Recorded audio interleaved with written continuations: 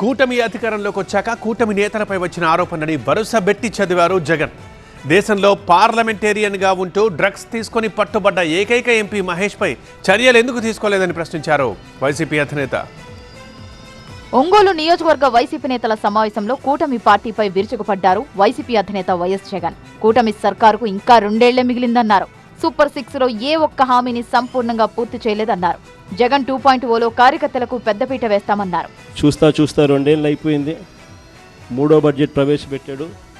ఇక బడ్జెట్ ప్రవేశపెట్టాల్సినవి కూడా ఇక 2 బడ్జెట్లు. నెక్స్ట్ జగన్ 2.0లో అందరికన్నా పెద్దపీట వేసేది కార్యకర్తలకి అని మాత్రం మరొకసారి చెప్తాను. పుట్టా మహేష్ యాదవ్ డ్రగ్స్ తీసుకొని దొరికినా చంద్రబాబు ఆయనపై చర్యలు తీసుకోలేదని మండిపడ్డారు జగన్. పుట్టా మహేష్ డ్రగ్స్ సేవిస్తూ డ్రగ్స్ తీసుకుంటూ పట్టుబడ్డ ఫస్ట్ ఏకైక పార్లమెంటు సభ్యుడు. ఇంతవరకు పార్లమెంటు సభ్యుల చరిత్రలో ఈ మాదిరిగా డ్రగ్స్ తీసుకుంటూ ఈ మాదిరిగా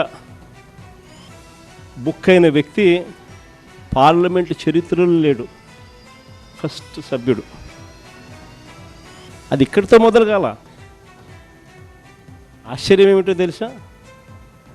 అది చంద్రబాబు నాయుడు గారి ఆయన అనుసరించే వైఖరి నుంచి మొదలవుంది. మహేష్తో మొదలై పుట్టా మహేష్తో ఆగిపోలా. చంద్రబాబు చూసి చూడనట్టు వ్యవహరించడం వల్లే విచ్చలవిడిగా కూటమి ప్రజాప్రతినిధులు రెచ్చిపోతున్నారన్నారు జగన్. ఆరవ శ్రీధర్ విషయంలో కమిటీ వేయడాన్ని తప్పుబట్టారు. ఆరవ శ్రీధర్ అత్యాచారం చేశారని, ఆపై మోసం చేశారని బాధితురాలు నేరుగా స్వయంగా చంద్రబాబు నాయుడు గారికి ఫిర్యాదు చేస్తే ఈయన ఏం చేశాడు? కమిటీ అంట.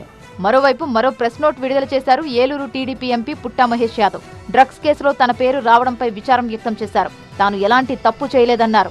పార్టీ నోటీసుకు లిఖితపూర్వక సమాధానం ఇస్తానన్నారు పుట్టా మహేష్. అయితే పోలీసులు మాత్రం పుట్టా మహేష్ నమూనాల్లో డ్రగ్స్ అవశేషాలు ఉన్నాయన్నారు.